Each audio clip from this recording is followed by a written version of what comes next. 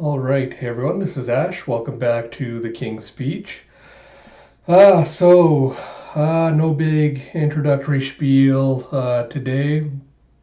I just wanted to thank everyone that has been, showing their support for my channel this last week with all the views on my videos and the subscriptions and everything else. So currently up to 70 subscribers, so 30 away from 100, so really, really close to being able to get a dedicated YouTube channel on here. So as always, please, if you can, share the channel around if you like my content. Maybe find some other one else that will also enjoy it as well. It'd be really great to get to 100 subscribers before the end of the year. And yeah, continue to do what I'm doing and do what I love with this channel. So we're going to dive into Alita first this weekend. So as per normal, expect one Alita video this weekend, one Vinland Saga read-through video this weekend. I'm also going to try to attempt to get a Wandering Sun Volume 2 review out sometime tomorrow. Just a quick refresher for anyone that doesn't remember, I decided that for Wandering Sun, rather than doing read-throughs for the series, just because of how disjointed kind of the plot progression was, I decided it'd be easier just to kind of do like a 10-minute review, kind of talking about the series, going quick recap of the plot, all that good stuff. So hopefully that'll be out sometime tomorrow. And as per normal tomorrow as well, I'll have my One Piece reaction review and my Haikyuu reaction review up as well on the channel. So without further ado, let's get into Battle Angel Alita, Chapter 27, Scapegoat.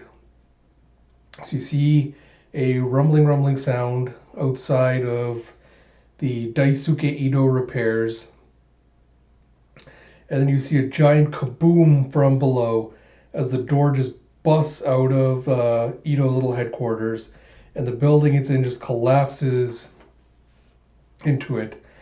And you see Zapan in his new berserker body just screaming, "Where are you, Alita?"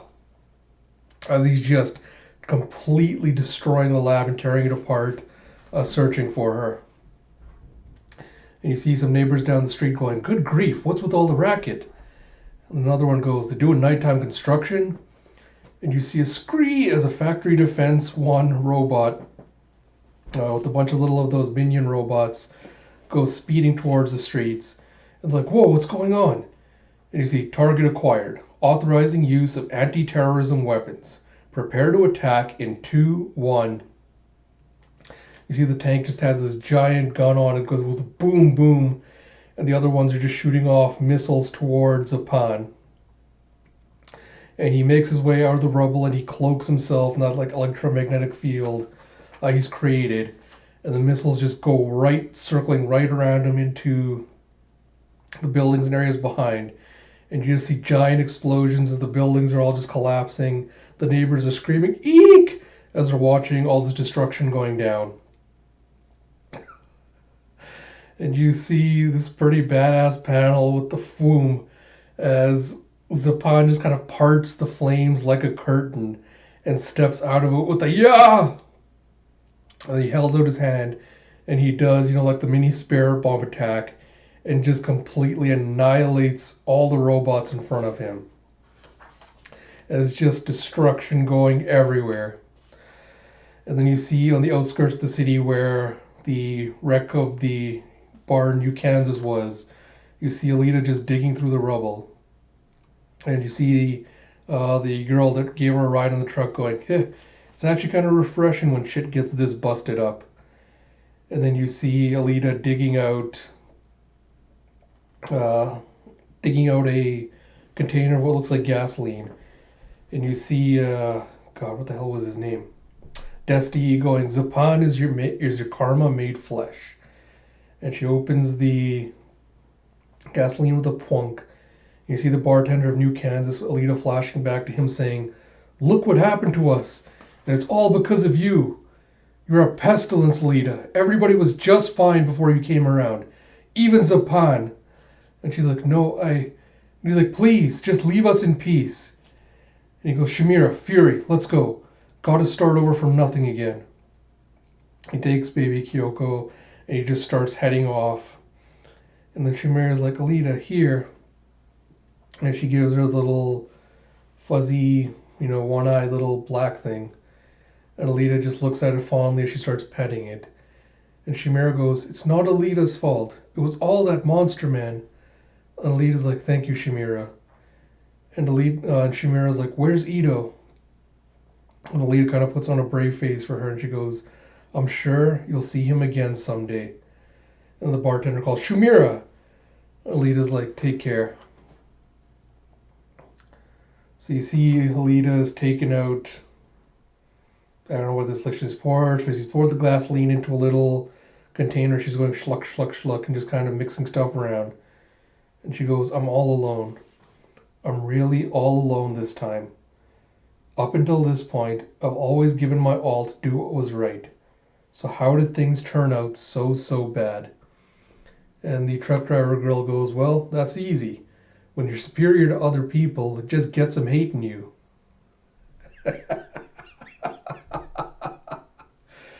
Alita's just staring at her and she's just like, why? She's like, ha, are you that dense? Listen, I don't really care, but knock off the gloom and doom. If there's anything I hate, it's people who mope around over stuff that already happened. You people who tie yourselves down to responsibility and guilt and duty and all that crap make me sick. Human beings are meant to be free. You got that? If something's tying you down, get rid of it. Turn tail and run away from it. I can help you if you want. I'll drive you to the ends of the earth in my little truck. Find a new place to live, a new job, a new man to spend your life with. Alita's like, I suppose you might be right. Okay, so she was getting together the gun to apparently clean up the parts, all the grime. So you see her is laying out all the pieces of the gun in front of her.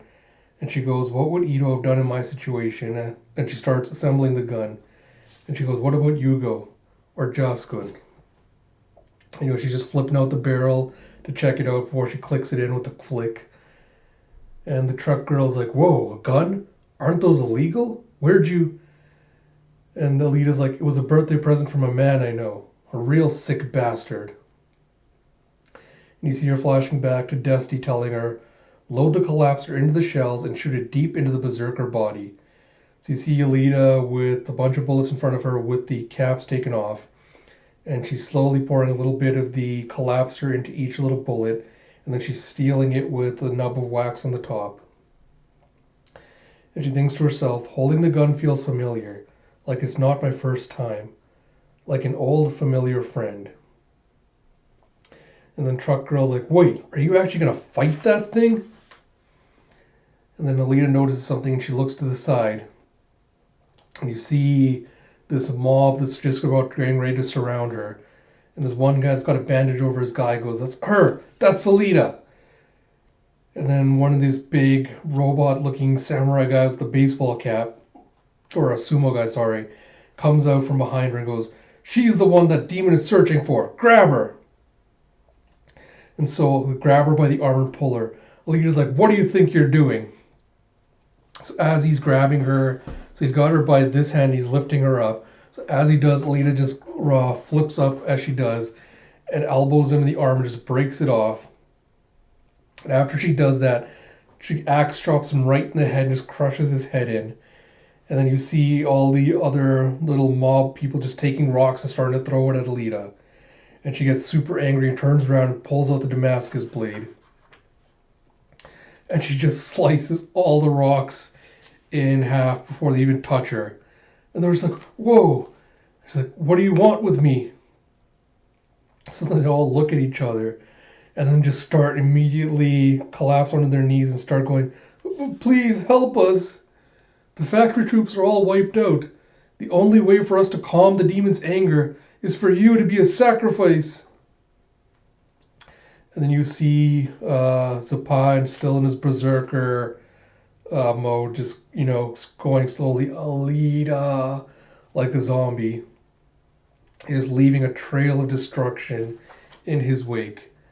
And the mob go back to the mob going, "Before long, he'll reduce the entire scrapyard to a burning wasteland. That hideous monster is right near my house. My house!" And one goes, "Please, your one life can save that of the entire town." And so Alita's like, "So, you want me to die in your place?" And the truck girl's like, "Do you people have no shame?" And so they all bow down and go, "Please." Alita just gets this sad, kind of resigned look on her face as she goes, "Is this how weak and low the human mind can be? Why do they not fight to conquer their weakness? Why do they accept it and even find solace in it? They would rather find a substitute that they can rely upon and abandon certain death. And you see the arms clutching the blade is just starting to tighten in anger." And Truck Girl goes, "Forget them. Who cares what they think? Come on, Alita." Oh man, I love this page. So you have them just watching surprised. It's just like, oh, as Alita just puts her little keyboard on her back, gun in one hand, Damascus blade in the other, just walking off into the sunset to do battle, and all the people on their knees just reaching out to her like she's their savior. And she's just got this angry glare on her face, and just, I love it so much. We have chapter 28, Face the Facts. So you see Alita hiding behind something, just starting to play her music, and you see the notes just carrying all through the scrapyard below Zalem into all the destroyed areas where Zapan is. And then you hear him going, "That song, I recognize it. In fact, it's Alita." And he goes, "Ha! Alita's calling for me." And he's going, "It's what she was playing when." And then he thinks back to when Alita gave him the ultimatum, and she says, "From now until I finish this song, you can do as you like." And he goes, "When I descended upon her defenseless back, it was like a mirror, reflecting that hideous visage of mine back at me, the very last thing I wanted to face. I saw myself, weak-minded, twisted by envy and hatred, monstrous to behold, and I trembled. And in that moment of weakness, I heard a melody that pierced me straight to my core. A beautiful, mournful tune, the likes of which I'd never heard in my entire life." And then he thinks back to Sarah's smiling face, and he goes, "I wailed and sobbed, my terror and sentiment mixed together, leaving me helpless to control myself. And so I bawled like a child." And you see him more slowly making his way back to what I assume is Daisuke's or Ito's ruined laboratory. And he goes, "But I no longer possess the heart needed to cry." And he goes, "Oh." And then he slams his hand to his head, and it seems like he's about to throw up something. You see like a bunch of wires and like mechanics starting to come out of his mouth, and he pushes it back and he goes, "Wait, not yet." And you see that Alita sheltered herself behind the one standing wall left in Ito's what's left of Ito's hideout, and she's playing the keyboard from behind there. And then you have Zapan's eye just going like soup glaring out of his little face shell, going, "Alita, once I have reduced you to a bloody pulp, I will be eradicated without a trace, torn out of this accursed body from the inside. This body has a will of its own, a will that demands destruction. I cannot stop it. It will act until I've destroyed the entire town. But that is no problem to me. It is my final wish, in fact." And he clenches his fist and he goes in for a punch. And then he just smashes the wall to bits.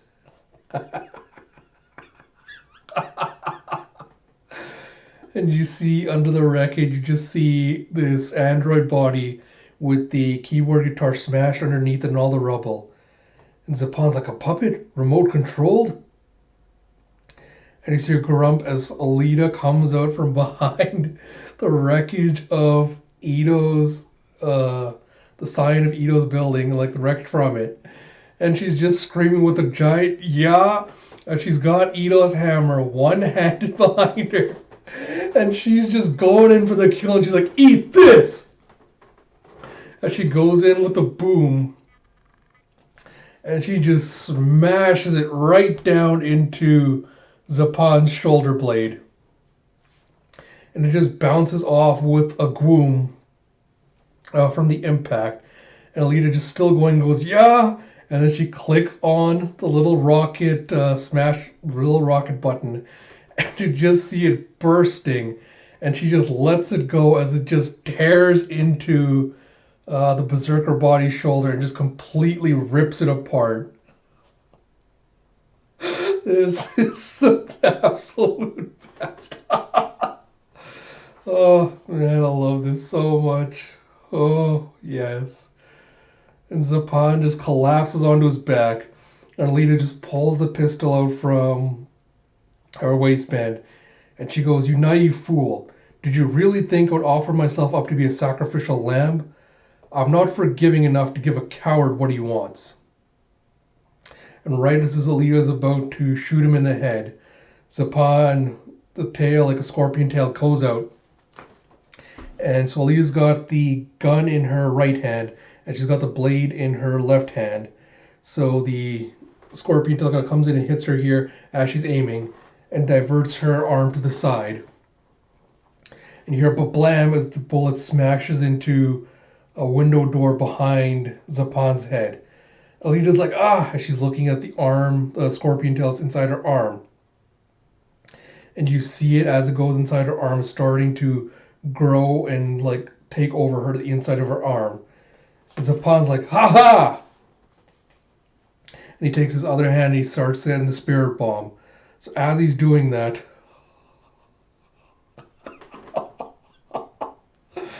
oh man, how many badass moments can this battle have? You see Alita just letting go of the gun. Lets go of the gun. She pulls the blade up to her arm and slices it off. And flips backwards as he lets the little beam fly. And you just see the giant boom as you see this giant circular explosion. And then you see in a camp Chimera just getting handed a bowl of soup.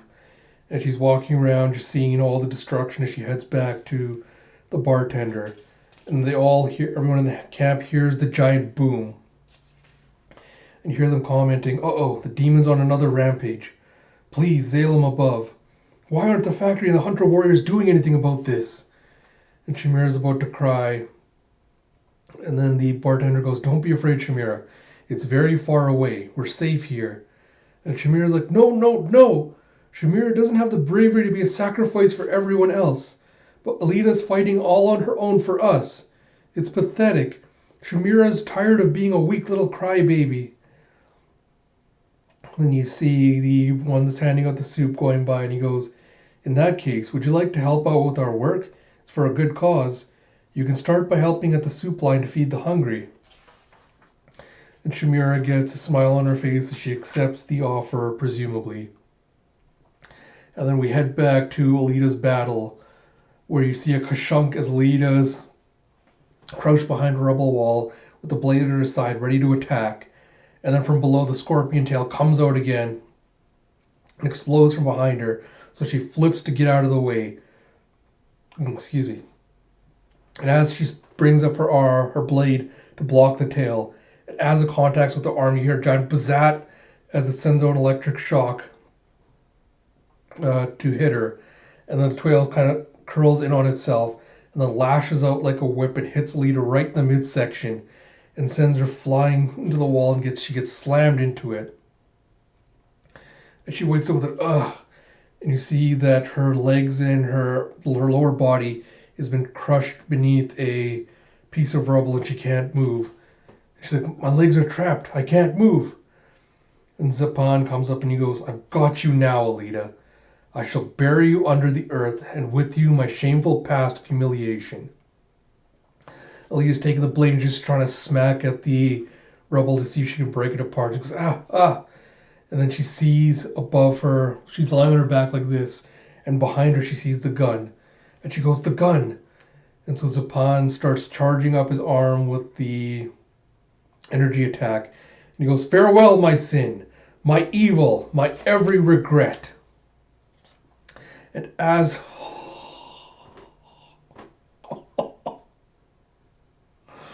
oh my god, this chapter is just one after the other. So Alita grabs the blade, slices it across her midsection, and just launches herself away as Zapan's hand comes down with a boom and just creates a giant crater where she was. And he's like, "What?" It's like, "What?"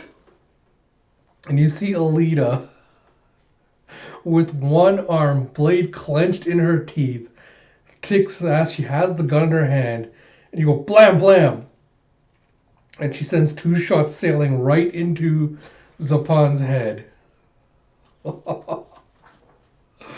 Oh man, chapter 29, Lion and the Lamb.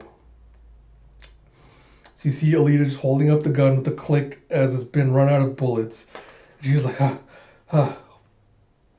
And you just see again another gorgeous double page spread with Zapan above her and the light just shining down.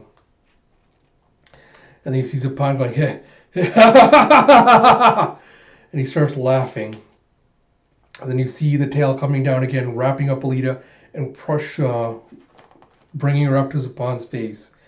And she goes, "But I shot him with the collapser." And he continues laughing. And he's like, "Did you really think you could kill me with your flimsy little bullets?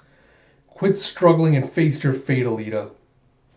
So he does the whole Dragon Ball Z thing where he's like charging an energy beam between his fingers. And Alita's like, "Damn it, did Nova lie to me?" And she drops the gun.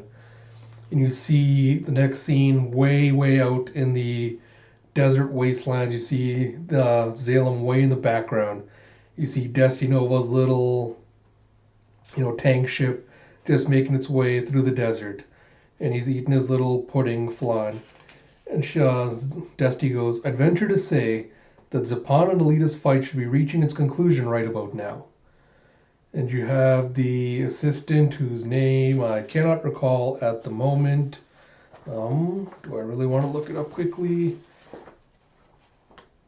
What was her name? Oh yeah, Eli. So you have Eli just lounging in the back on a cushion, going, "Has anyone ever conquered their karma after you told them about it, Professor?"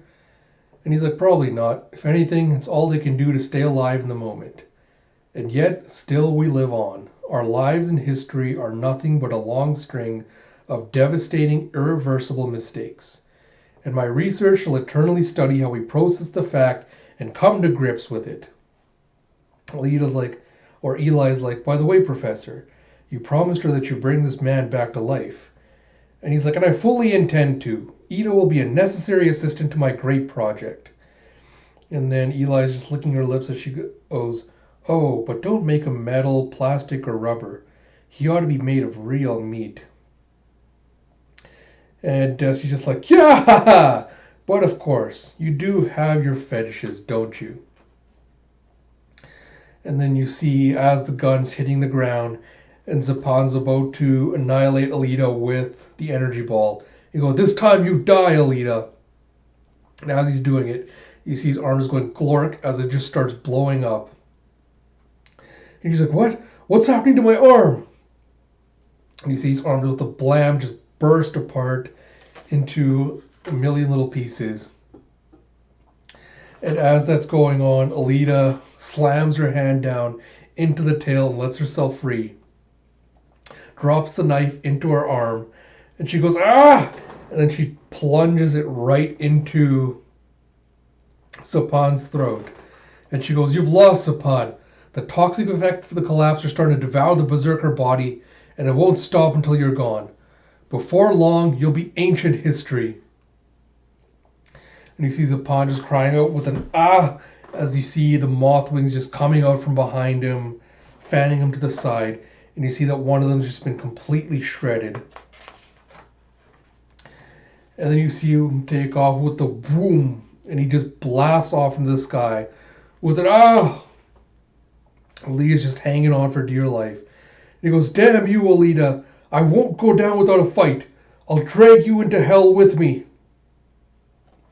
And you see him injecting just a bunch of tendrils into her, and you see the machine just start going into her body.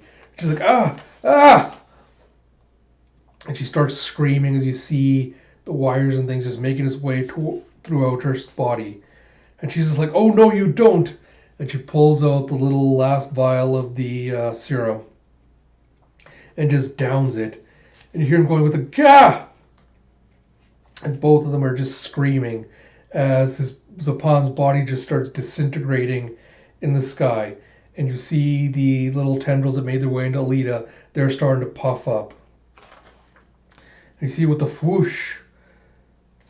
Ooh. So it looks like as they're dying, Zapan's memories are starting to go into Alita, and they're merging. So you see him waking up in bed with Sarah inside a little tent. And you hear her going, what's the matter, Zapan? And he goes, I had the most horrible dream. That I made a mistake and killed you. And the knowledge drove me mad. I turned into a monster and swore vengeance on everything.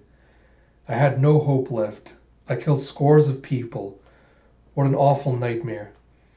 And Sarah's like, you're fine. It was just a dream. That's not the kind of person you are. And Zapan's just like hugging himself, and he goes, Sarah, I'm worried. I'm so terrified. What if I lost you? And he goes, what would I do, Sarah? Tell me what I should do. And she kind of cradles his head as he like Zapan's put a hand to his face, and Sarah cradles his head. And she goes, no matter how hard it gets, how much you suffer, you must accept it. Don't blame anyone else for your trouble. Just face the facts and hold your head high. If you make a mistake and know deep down that you've lost, don't try to deny it. Don't be stubborn. Your value is not tied to what you've won and lost in life. I know that better than anyone. And you see now, you just see Zapan screaming as the rest of his face disintegrates. And you see Alita just go plummeting towards the ground. She's going, what was that? Strength and weakness? Good and evil? You want me to accept them all equally? And then right before she hits the ground, with a giant whoosh, you see these two wings sprouting out of her back. You know, just flap as she hits right before the moment of impact. And she's like, I can't. And then you see the rest of the Berserker armor just start disintegrating as she drops down. And she goes, not with my measly, pathetic heart. And as Alita gets up, she looks forward and she sees under all the rubble and stuff she's fallen underneath, she sees a shaft of light illuminating. Okay, I'm about to cry. So she sees it illuminating Ito's grave, where Shamira and Kyoko were planting the flower seeds. And she sees this little sprout that's, just that's popped out of the ground there. And she thinks back to, what you doing over there? It's like, we're planting flower seeds. Ito gave them to Alita as a present. And then Alita's just got tears streaming down her face as she sees this. And she goes, it's growing. In flower language, let's see. It says, kind memories. Whew, boy. Alright. So you have Battle Angel Alita, Part 6. It's just, again, like, what a gorgeous art spread. Just, amazing. Okay, so we have Chapter 30, Judgment Day. So you see back in the Factory 33, you have Hunter Warrior ID F33-405 Alita. And you see a gloom as you see Alita's battered body just lying in a heap. And she slowly opens her eyes. And you see one of the robots, number 10, holding up the gun and saying, do you deny that it was you who used this gun? Answer me. And Alita's like, I defeated the Berserker Zapan. It was a terrible battle. And then the robot goes, under factory law, possession of a firearm is a Class A offense. And Alita's like, no. And then you see her on a scrap of robots being thrown into the shaft. She's like, I saved the city, and you can't even bother to give me a single compliment? And you see a giant kashunk as the two doors just shut on her. In the next panel, you see her waking up in this completely white room with this one little black panel on the wall. She wakes up in this little bed, and she's like, huh? And you see her, fully back in her body, wearing a set of pajamas, and she's kind of like looking at her arms, kind of feeling her face. And she's like, I'm so cold. She's like, what happened to me? And she curls back up in bed, and she's like, oh well, must have been had a long dream. And then you see the little black panel that was there flicks on with the light, and she opens her eyes and looks, and he goes, hello. And you see someone, so you see a man with like the shock of blonde hair, what looks like it's shaved on the sides, and he's got the Zalamite symbol in the middle of his head. He looks very, very similar to Destiny Nova. Like, it looks like Destiny without the goggles and everything if he was like probably half his age. Alita's like, who are you? And so he goes, I'm contacting you directly within your dream for my location up in Zalem. Alita's like, Zalem? Dream? And he goes, that gray room is an electronically generated space being beamed into your mind. Your actual body is inside one of the factory buildings. Observe. And you see inside the building, you see just Alita's head. You see like the jaw and everything's been ripped out, and you see her face has been completely disassembled, and you see a bunch of wires and scanners are just attached to her brain. And he goes, our command to halt the disposer was received just in time to keep you from being entirely destroyed. But if left unaddressed, your brain cells will perish within a matter of hours. And see, disposer is an electric waste disposal machine that crushes garbage and flushes it into the sewers. And so the mysterious guy goes, in other words, you are dying in the real world. Alita's like, what is this? Why are you showing this to me? What do you want? And he goes, I will spare your life. I will have your Class A criminal sentence annulled. I can give you a new body and a new life. And Alita's like, and in exchange? He's like, And he goes, in exchange, you will work in the service of Zalo. And Alita's like, not if you're going to turn me into a deck man. And she just remembers the image of the number 10 robot that throw her into here.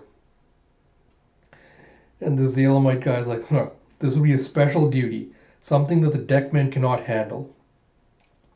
You see in the TV panel next to him with a whee, something pops out.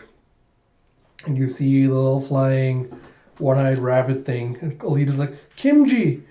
And the Zalamite guy goes, we have been monitoring your action over the last 2 years through this TR-55's eye. We sent 1,000 artificial TR-55 life forms to the surface to look for potential personnel for our project, and we place an extremely high value on your fighting abilities. And so you see a projection of just all of Alita's moments, in the roller race, in the, back when she was fighting the werewolf and everything else. Alita's like, oh no, so Kimji was just keeping tabs on me all along? And then you have the Zalamite going, you fought quite admirably, but what was the result? And you just see Idakati telling her, you're not one of us. And the bartender telling her, you're a pestilence, Alita. And the leader of the mob that attacked her going, the only way for you is to be a sacrifice. Alita's just clutching her head. She's like, stop it! I don't want to listen to this! This sucks! And she's just kind of kicking around on the ground. And the Zalamite's like, until now, you were like a bared knife without a hand to fit in. We will become that hand and give you a purpose and direction. Be our tool, Alita. Ooh. And then you see with a giant scrunch, the next panel, she just slams Kimji into the ground and just sends his eyeball flying out of his face. And the Zalamite guy's looking at her in shock. And she's like, she goes, haha, this is a dream. I don't believe you. You can't trust a dream. She's just got tears streaming down her face. And she just hugs her, brings her knees up to her chest and just hugs it. And she goes, I'm not leaving this place. I'm staying here forever. And then you can see that Alita had said the room is getting colder, and you can see the frost starting to build on the inside of the room. And the Zalamite goes, but dreams do not last long. If you trust me and have the courage to return to reality, then open that yellow door and proceed outside. And you see more and more frost just covering the room, and you see frost just covering Alita as the temperature starts dropping. And she says, if I decide to become Zalem's tool, can I become stronger? And he's like, of course. You will be codenamed Tuned Unit 1, the ultimate Earthbound agent of Zalem.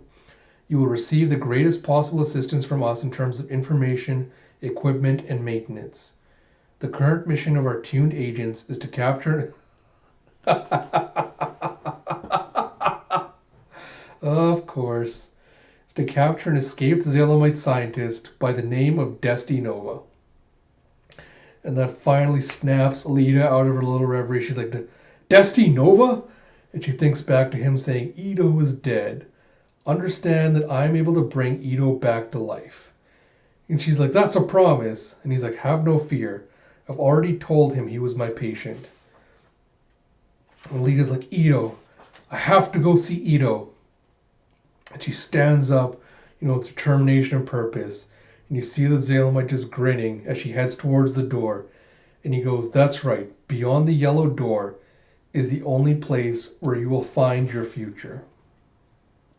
Alita's just got her hand on the handle as she's hesitating for a moment. And she goes, Ito, I've decided to leave the room after all. No matter where this journey takes me, I don't know what disaster might await me, or if this is simply sealing my eventual downfall. I just want to see how far my belief in myself can carry me, summoning up all the courage I have. And you see on the next page, outskirts of the scrapyard, we have chapter 31, Angel of Death.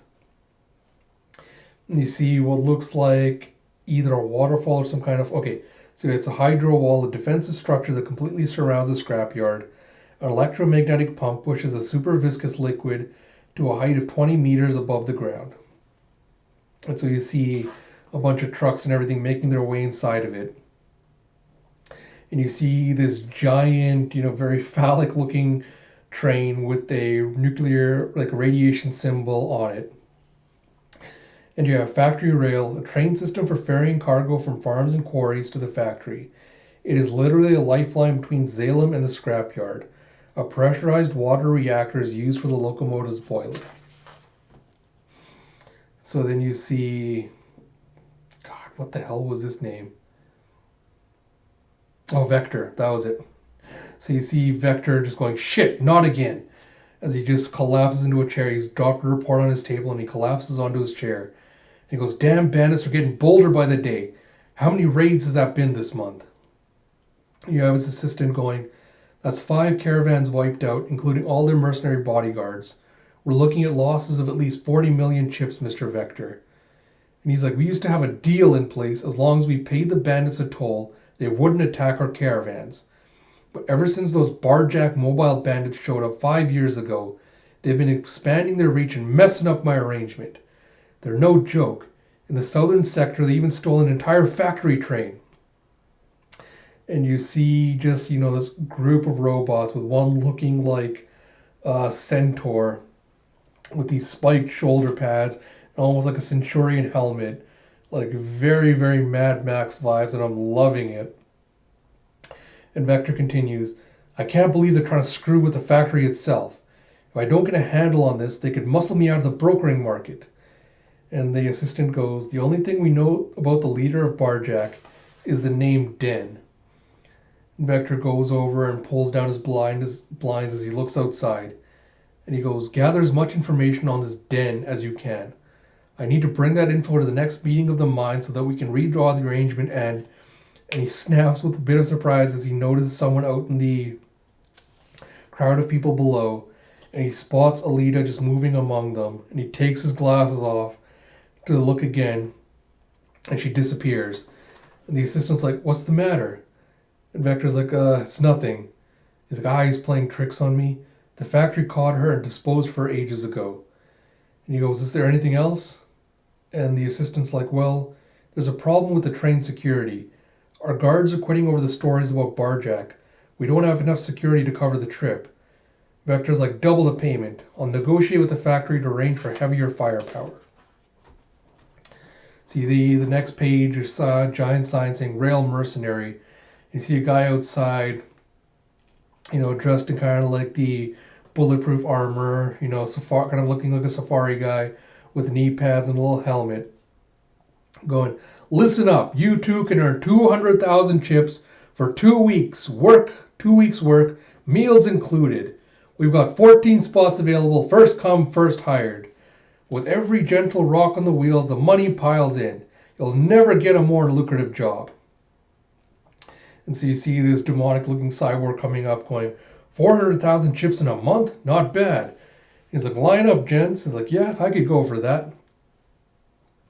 And you see a bunch of, I assume either workers or just other labor sitting off to the side going, kick, all those hunter warriors from inside the scrapyard, they ever even shot a gun?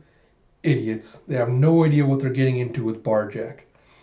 And then you see the little recruiter going, as you see this guy with skull face, almost like a clown, little like protrusions coming out of his head.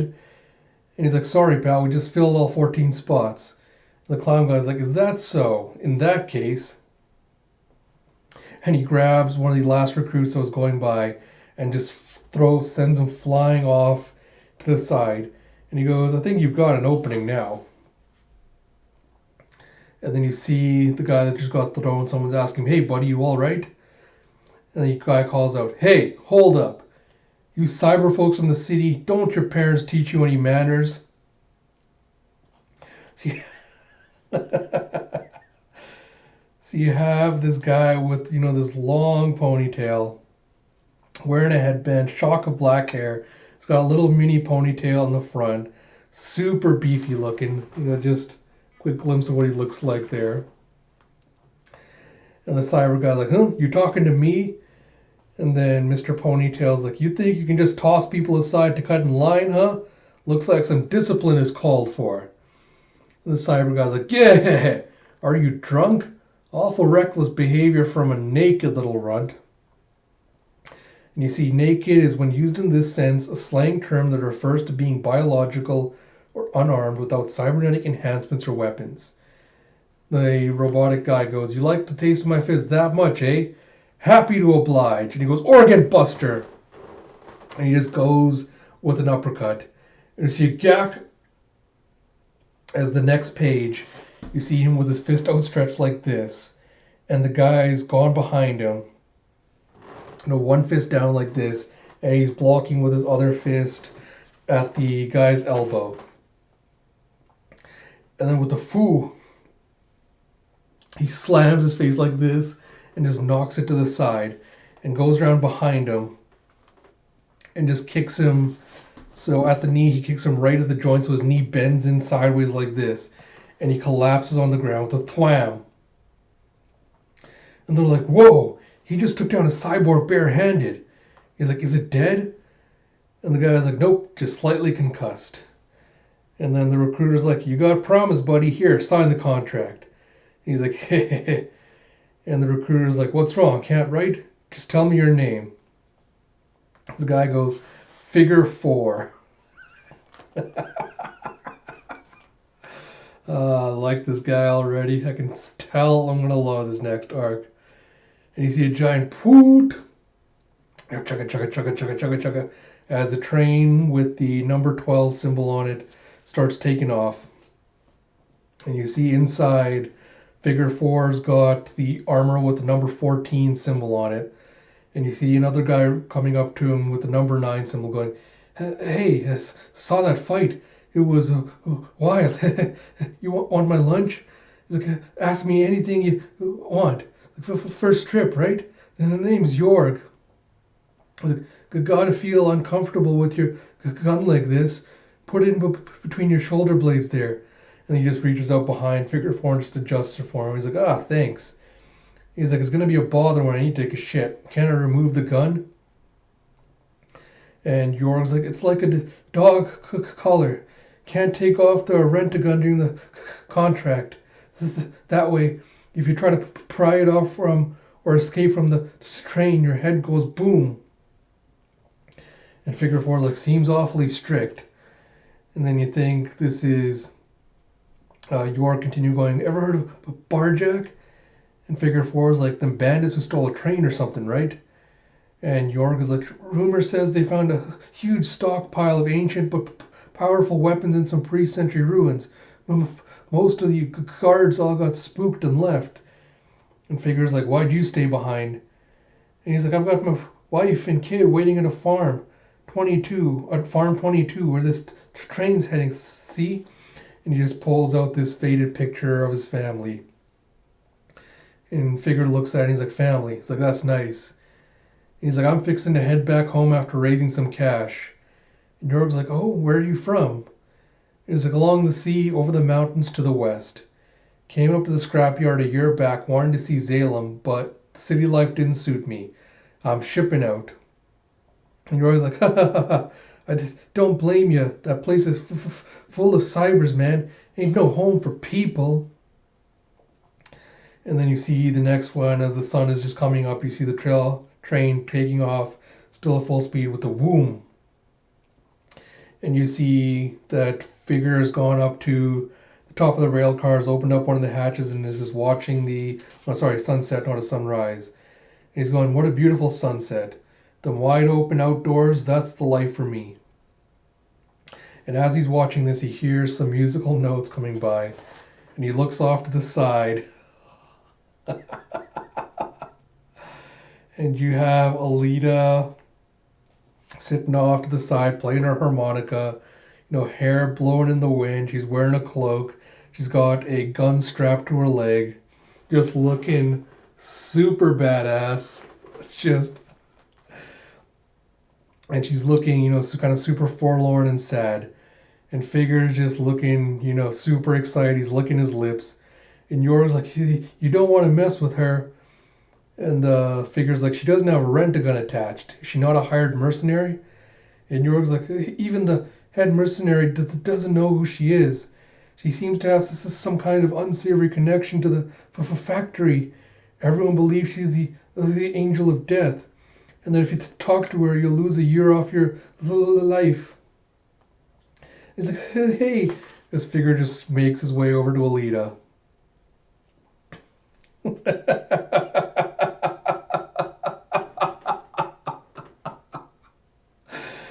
My man's trying to be a smooth criminal. He's just failing badly. He just grabs the harmonica out of Alita's hands as she looks up in surprise. And he's like, I know how to blow a harmonica too. And he puts it to his lips. And you hear this giant jarring bonk sound coming out of it. And Alita's just like, and you see him trying to make more noise. And it's just coming out sounding like garbage. And he just looks super embarrassed. And he's like, well, I was better at it as a kid. And he's like, ha ha ha ha, what's your story? And she takes the harmonica back and starts playing again. And he's like, name's Figure 4. Who are you? And she's like, Alita. And then he sees behind her in the cloak that she got a gun in the back. And he's like, wow, it's a mighty big gun you got there. You fixing to start a war, Alita? And then so...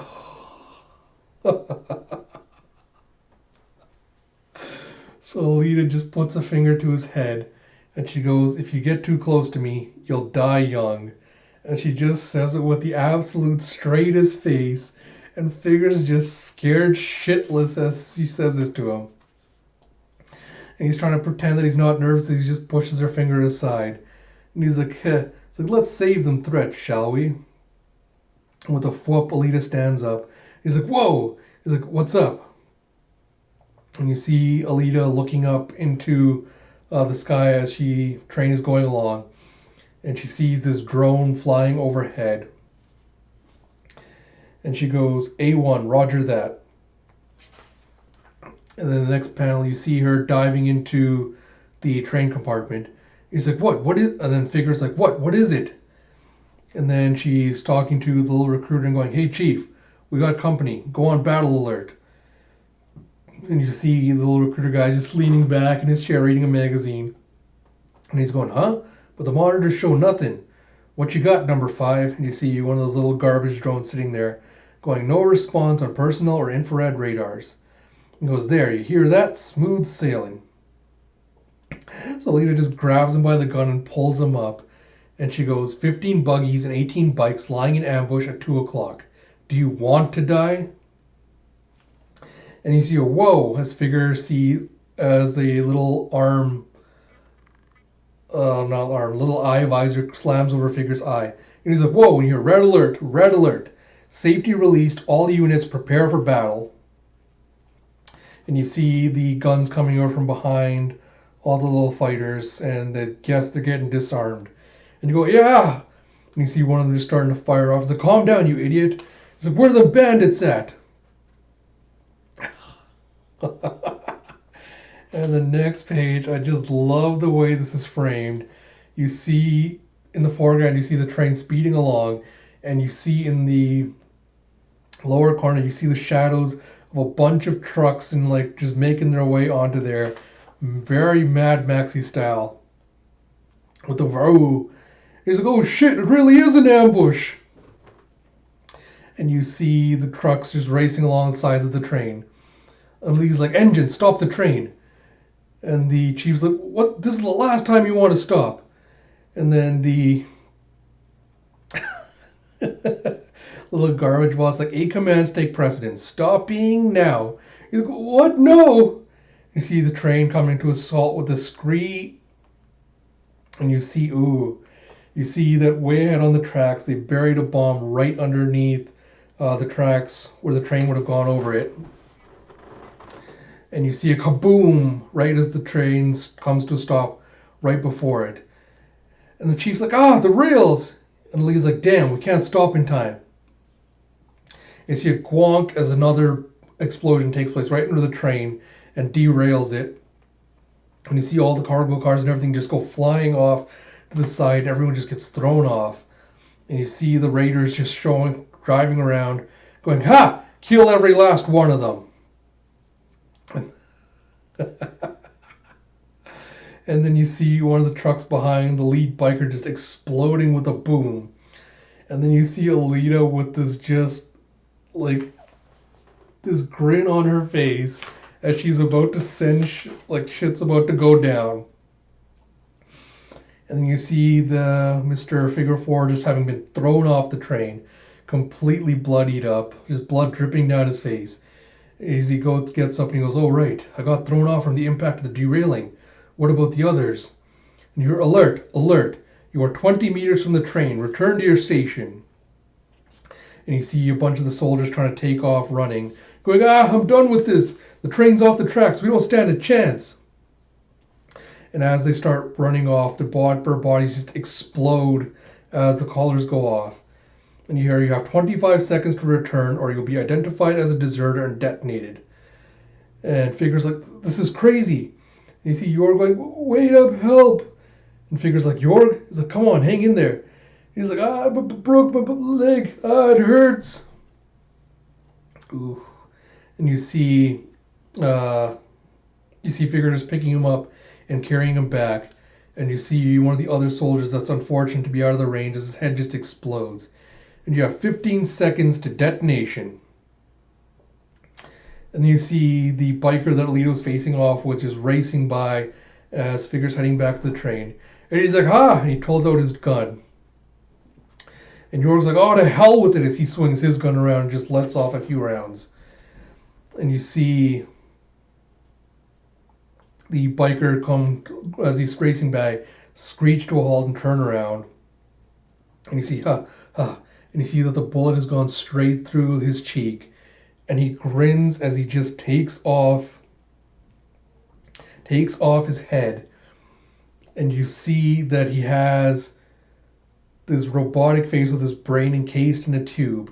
And you see that he has just like a metal face with a little, like, the carburetors, the food disposers with the blade. Like, he's got a little 3-blade thing for a mouth.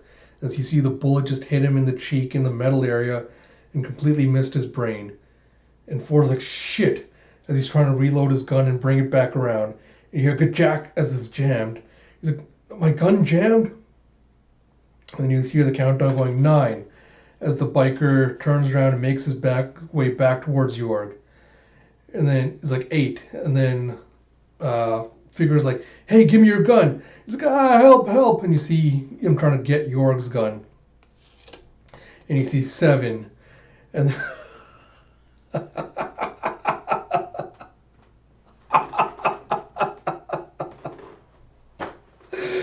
oh man, then you see "Hold Still" as someone braces their gun on Jorg's shoulder to balance it. And you see Alita with just this manic grin on her face with a giant kablam as she fires. And you see a boom as she hits the biker's bike straight on and just destroys it, and he gets sent flying from it. And you hear the countdown going 6 as Alita just grabs the Figure and Jorg and just throws them off to the side. And then she pulls out her gun and goes, "Ha ha ha!" And starts shooting off some shots. And she just completely rips the biker apart. And then his head comes flying to a stop under Alita's boot. And she goes, "Now, you're going to show me where your boss is." And then you have the robotic voice going, "Self-destruct device locked. Carry out your duty, soldier." And you have a Figure that's just landed inside the doors on one of the derailed trains going, "I think I wet myself." Alright, so chapter 32, I'm going to end it there because this video is almost hitting an hour now. And oh man, alright, so the Zapan arc. Quick thoughts before I kind of do this. We're almost at the end of volume 3. I think there's only a couple of more chapters left in this one, so I should expect, based on how much I'm loving this, I'm gonna try my absolute best to do another video for Alita tomorrow to finish off the rest of this. So hopefully after I'm done that, I'll have a review ready for this portion of that as well. But and after, like, the Zapan stuff did not end how I expected it to. I shouldn't be surprised. Kind of like the emotional kind of beats that the end of the story had, which was really, really well done. I enjoyed that a lot. I think overall I'd still say the Zapan storyline is kind of the weakest one so far in Alita. I think it's the one I've enjoyed the least, even though the ending was really good. Sure Sensei nailed the ending really well. I still think it's the weakest one to date. But I am loving this Wild West arc with Alita as like the Lone Ranger, catching a ride, going around doing bounty hunting. Like, I am just absolutely loving this so far. I cannot wait to see more Figure, kind of his backstory and everything else that's going on, like, and finding out what the hell's been happening with Alita. I'm interested in seeing how Vector is going to factor back into this, because I know he's going to have to come back at some point, and I can't wait to see, hopefully, more of kind of like the Zalem stuff going forward. But that was an absolute blast, just chapter after chapter, just filled with badass Alita moments. I could not ask for anything more, anything better. Just absolutely loved every minute of it. The series is just phenomenal. But I think I've said that already quite a lot.